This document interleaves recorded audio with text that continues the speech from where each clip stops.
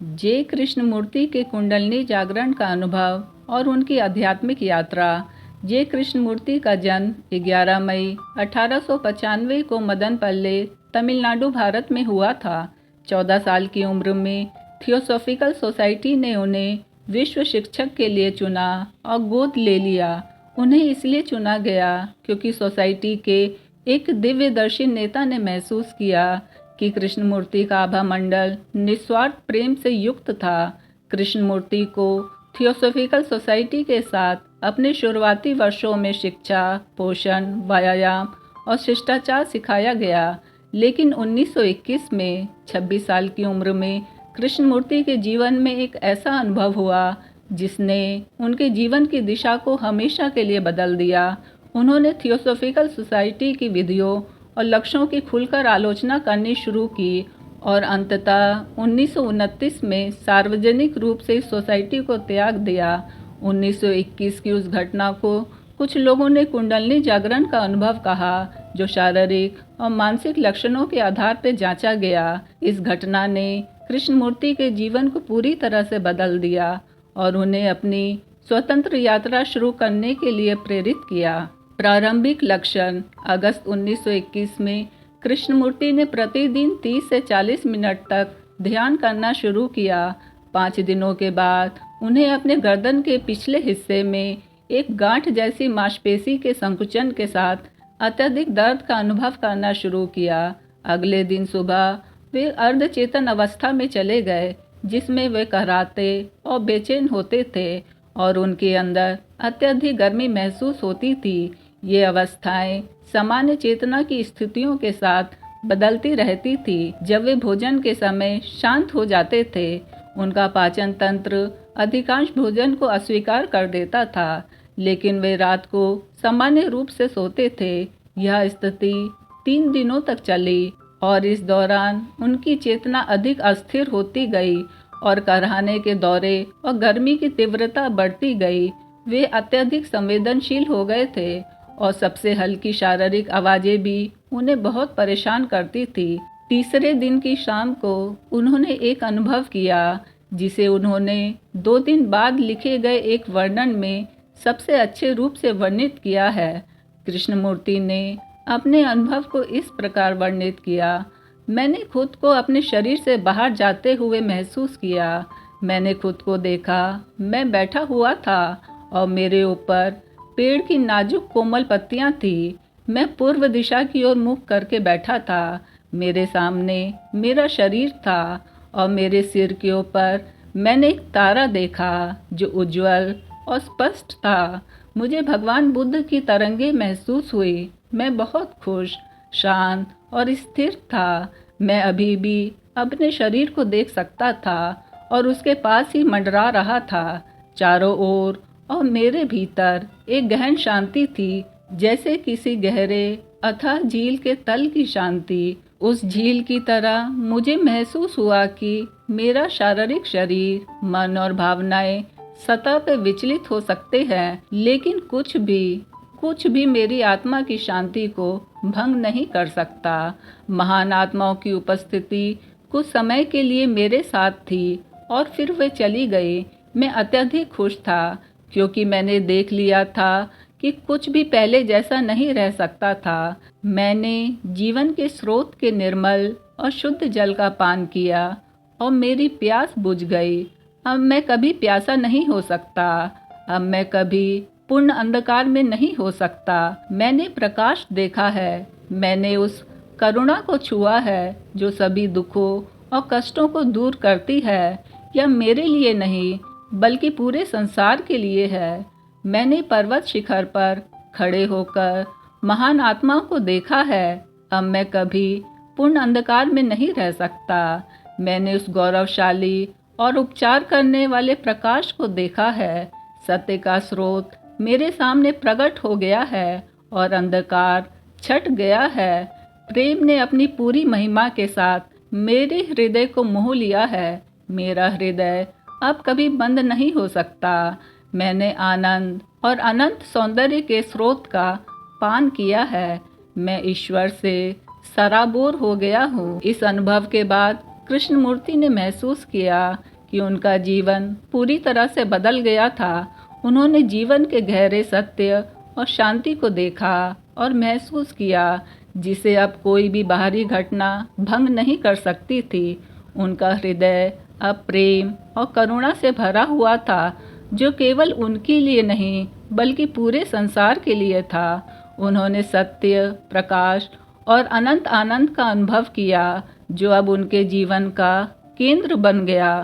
कृष्णमूर्ति के पत्रों और उनके करीबी लोगों के विवरणों से पता चलता है कि उनका अनुभव वास्तव में कुंडलिनी जागरण का एक सच्चा उदाहरण हो सकता है और उनके भीतर परिवर्तन की प्रक्रियाएं लंबे समय तक सक्रिय रही।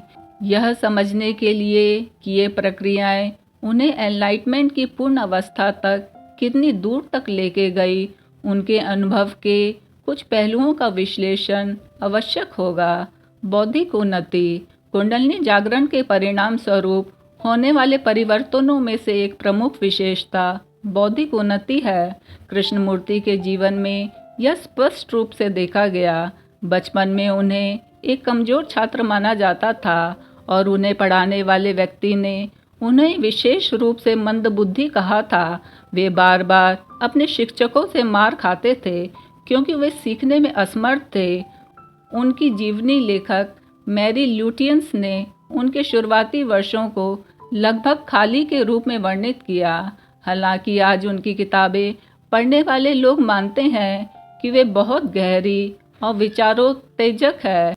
एनी मोरो लिंडबर्ग ने उनकी एक दूसरी पुस्तक the first and last freedom की समीक्षा करते हुए कहा, एक पैराग्राफ में, यहाँ तक कि एक वाक्य में ही पाठक को इतना कुछ दिया जाता है कि वह कई दिनों तक उसे समझने, सवाल करने और सोचने में व्यस्त रहता है। 1926 से 1931 के बीच कृष्णमूर्ति ने 60 कविताएं लिखी। 1926 से लेकर उनके निधन तक उन्होंने दुनिया भर में अनगिनत भाषण दिए, दर्जनों पुस्तकें प्रकाशित की और 8 स्कूलों की स्थापना की। यह परिणाम निश्चित रूप से मंदबुद्धि माने जाने वाले व्यक्ति के लिए असामान्य थी। जो लोग उन्हें उनके शुरुआती वर्षों से जानते थे, वे बताते हैं कि 1921 के अनुभव के बाद कृष्णमूर्ति की समझ और अभिव्यक्ति की क्षमता में उल्लेखनीय परिवर्तन आया था।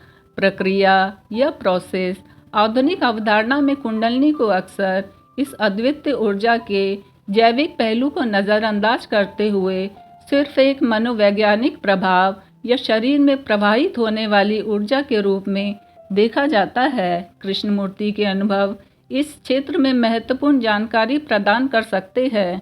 कृष्णमूर्ति के अनुभव का एक पहलू जो इस जैविक पहलू की ओर संकेत करता है, वह उनके गर्दन और रीढ़ में होने वाला दर्द था, जो उन्होंने ध्यान शुरू करने के समय से महसूस किया और जो कई वर्षों तक उनके साथ रहा। दूसरा पहलू था उस समय के दौरान महसूस की गई तीव्र आंतरिक गर्मी। कृष्णमूर्ति ने इस शारीरिक और मानसिक प्रभाव को प्रक्रिया या प्रोसेस नाम दिया, जिससे यह प्रतीत होता है कि वे इस बात से अवगत थे कि उनके शरीर में कोई सुनियोजित और नियंत्रित गतिविधि चल रही थी। उनका दर्द अक्सर कमर के निचले हिस्से, सैक्रल क्षेत्र और गर्दन में गंभीर और तीव्र था। उन्होंने लिखा, इस समय यह काफ़ी भयानक है और अब पूरे दिन और रात चलता रहता है। ऐसा लगता है कि मैं रो के अपना दिल हल्का करना चाहता हूँ। दर्द के कारण वे हफ्तों तक बीमार रहते थे। आंतरिक प्रकाश या इनर लाइट ध्यान या आध्यात्मिक अनुभव के दौरान प्रकाशित मानसिक अनुभव शायद सबसे महत्वपूर्ण विशेषता होती है। इतिहास में अनगिनत संतों और रहस्यवादियों ने अपने अनुभव में आंतरिक प्रकाश या इनर लाइट का उल्लेख किया है। प्रकाश प्राचीन काल से ही सभी पवित्र ग्रंथों में एक प्रतीक के रूप में प्रयोग किया जाता रहा है। प्रकाशना शब्द जिसका उपयोग रहस्यवादी अनुभव के लिए किया जाता है, इसी विशेषता से उत्पन्न हुआ है। श्री कृष्णमूर्ति और अन्य लोगों द्वारा किए गए आंतरिक प्रकाश के अनुभव के वर्णन से ऐसा लगता है कि यह मानसिक प्रक्रिया किसी अदृश्य प्रकाश में ऊर्जा से संचालित होती है। 1924 में कृष्णमूर्ति ने एक पत्र में लिखा, जो भी यह शक्ति है, जो भी कोई इसे कहता है, यह मेरी रीढ़ की हड्डी से ऊपर आई, गर्दन के पीछे तक पहुंची, फिर वह 2 भागों में बट गई, एक दाहिनी और दूसरी बाईं ओर, और दोनों ने मेरी आंखों के बीच नाक के ऊपर मिलकर एक प्रकार की लौ उत्पन्न की, और मैंने भगवान और गुरु को देखा। यह पूरी प्रक्रिया बहुत ही कष्टदायक थी। मैरी ल्यूटियंस ने रिपोर्ट किया कि श्री कृष्णमूर्ति रात को कई घंटों तक जागते रहते थे और उनके मस्तिष्क में एक अद्भुत प्रकाश जलता रहता था।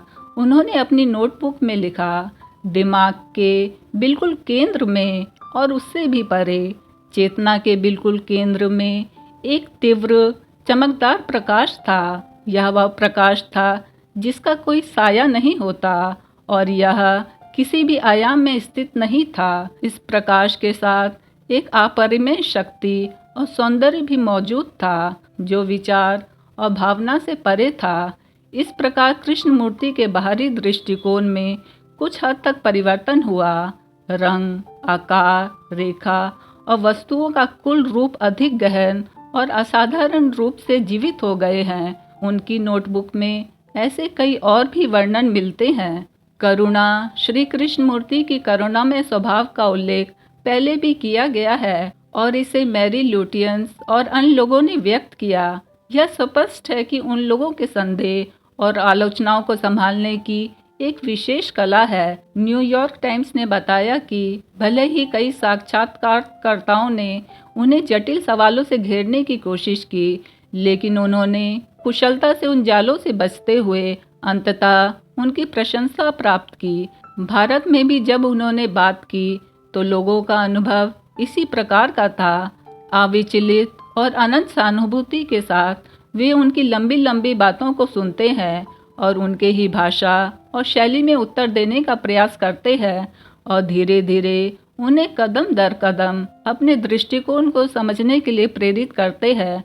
और अंत में हमेशा की तरह लोग उनसे कहते हैं, अच्छा महोदय, हम यह नहीं कह सकते कि हमने आपको पूरी तरह से समझा है, लेकिन हमें लगता है कि आप सही हैं। मैग्नेटिक पर्सनैलिटी, जिन लोगों में कुंडली सक्रिय होती है, उनमें अक्सर एक शक्तिशाली व्यक्तित्व चुंबक देखने को मिलता है, जो सामान्य रूप से लोगों और विशेष रूप से विपरीत लिंग को गहरे रूप से प्रभावित करता है। मैरी ल्यूटियंस ने श्री कृष्णमूर्ति को विनम्र, शिष्ट और जितना एक मनुष्य हो सकता है उतना ही परिपूर्ण के रूप में वर्णित किया। जॉर्ज बर्नार्ड शॉ ने श्री कृष्णमूर्ति के बारे में कहा, वे सबसे सुंदर इंसान थे जिन्हें उन्होंने कभी देखा था। श्री कृष्णमूर्ति के मित्र और परिचित अपने पत्रों में उनकी प्रशंसा अद्भुत, सुंदर, पवित्र जैसे शब्दों में व्यक्त करते थे। बड़े समूह से बात करने का उनका तरीका अद्वितीय था। तब वे अकल्पनीय गरिमा और शक्ति के साथ सुंदर शब्दों की धारा में बात करते थे। इतनी कठोरता और इतनी करुणा। श्री कृष्णमूर्ति के निकट और प्रिय लोगों ने टिप्पणी की थी कि कभी कभी उनके साथ एक प्रकार की रोशनी और प्रेम, एक उपस्थिति महसूस होती थी। मैरी ल्यूटियंस ने कई मौक़ों पर इन असाधारण घटनाओं का साक्षात्कार किया। इसमें कोई संदेह नहीं है कि श्री कृष्णमूर्ति में एक तीव्र मैग्नेटिक पर्सनैलिटी थी, जिसने उन्हें लोगों को प्रभावित करने की शक्ति दी। उनके स्कूलों को स्थापित करने के लिए उन्हें वर्षों तक निष्ठावान समर्थन मिला और उनके वार्षिक भाषणों में हमेशा बड़ी संख्या में लोग आते थे। विस्तारित चेतना या एक्सपेंडेड कॉन्शियसनेस ब्रह्मांड चेतना का विकास, जिसमें वास्तविकता को एक अनंत, सर्वज्ञ, सर्वशक्तिमान चेतना के रूप में अनुभव किया जाता है, रहस्यमय अनुभव की एक निर्णायक पहचान है। श्री कृष्णमूर्ति ने अपनी नोटबुक में इस अवस्था के बारे में लिखा, पूर्णता या आशीर्वाद न केवल कमरे में था, बल्कि ऐसा लग रहा था जैसे यह क्षितिज से क्षितिज तक पूरी पृथ्वी को आच्छादित कर रहा हो। एक विशालता, यहाँ कोई स्थान नहीं है, ना ही समय है जिसे स्थान के लिए आवरण की आवश्यकता हो। दिमाग की तीव्र शांति और विशालता का एहसास, एक अज्ञेय विस्तारित मानसिक स्थिति का अनुभव, और बाद में आशीर्वाद आया और चला गया। एक विशालता का एहसास छोड़ गया जिसकी ऊंचाई शब्दों से परे थी। उन्होंने आशीर्वाद के बारे में टिप्पणी की, अचानक विशालता का एहसास और वह अद्वितीय आशीर्वाद, वह निकटता में पवित्रता की भावना महसूस होने लगी। दबाव और तनाव तीव्र थे और सिर के पिछले हिस्से में तीव्र दर्द था। केवल यही अवस्था थी और कोई देखने वाला नहीं था। पूरा शरीर इसमें पूरी तरह से शामिल था और पवित्रता की भावना इतनी तीव्र थी कि शरीर से करह निकल गई। यह ऐसा था जैसे कोई आंखों से नहीं बल्कि हजारों सदियों से देख रहा हो।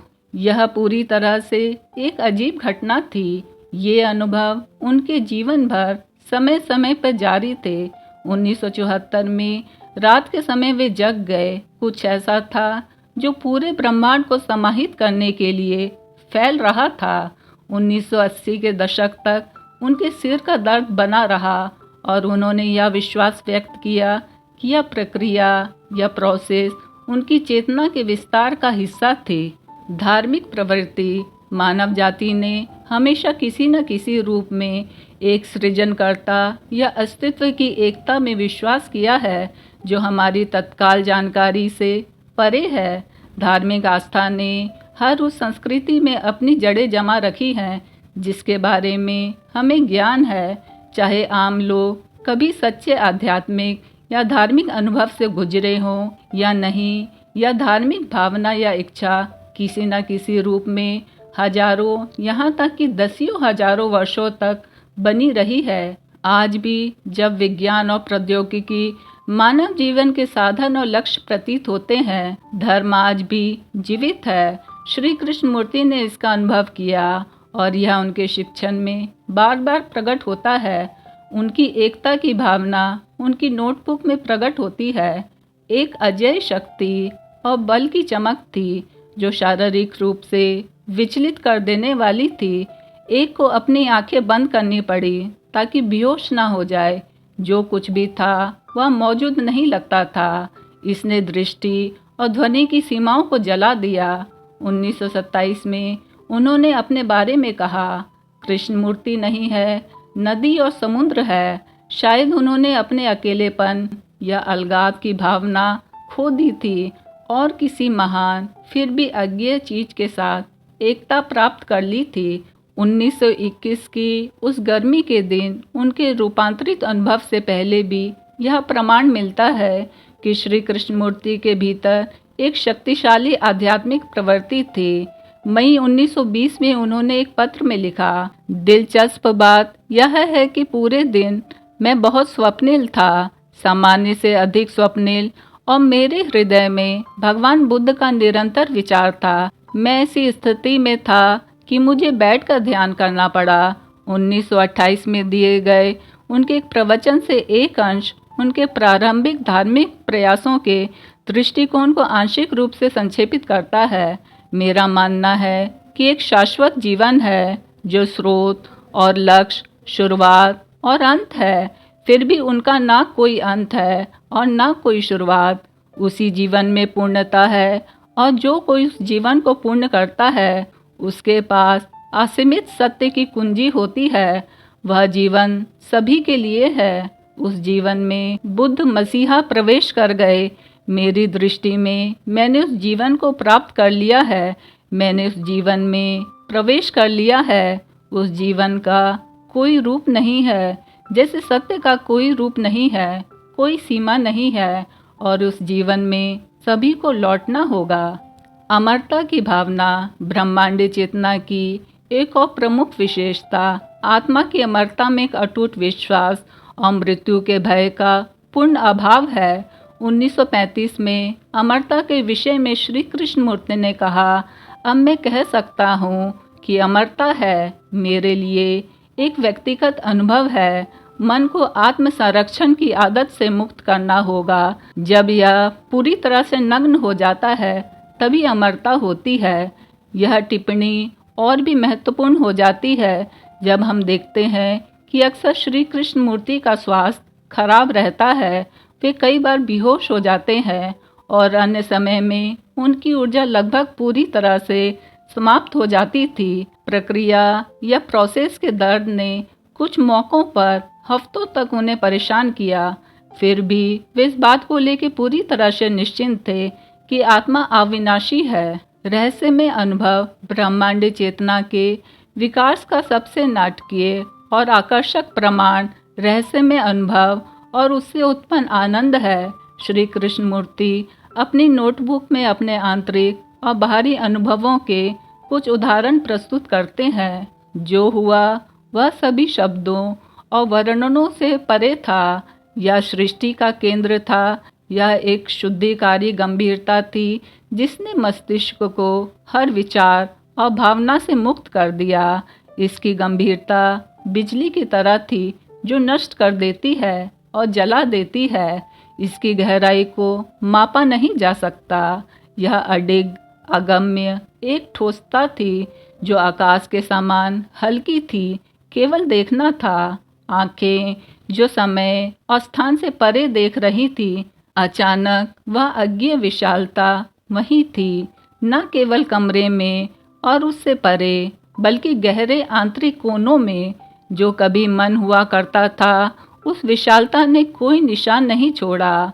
वह वहाँ थी, स्पष्ट, मौजूद, अगम्य और अप्राप्य, जिसकी तीव्रता आग जैसी थी जो कोई राख नहीं छोड़ती थी। इसके साथ आनंद भी था। अचानक इसने एक विशाल शक्ति की ज्वाला महसूस की। इसे शब्दों या विचारों से परे बताया नहीं जा सकता कि क्या हो रहा है। इसकी अजीबता और उसका प्रेम, उसकी सुंदरता, यह सब मानव क्षमताओं से परे और ऊपर था। श्री कृष्ण मूर्ति मस्तिष्क की भूमिका की ओर इशारा करते हैं। मस्तिष्क ने अपनी सारी प्रतिक्रियाएं खो दी थी। यह केवल अवलोकन का एक उपकरण था।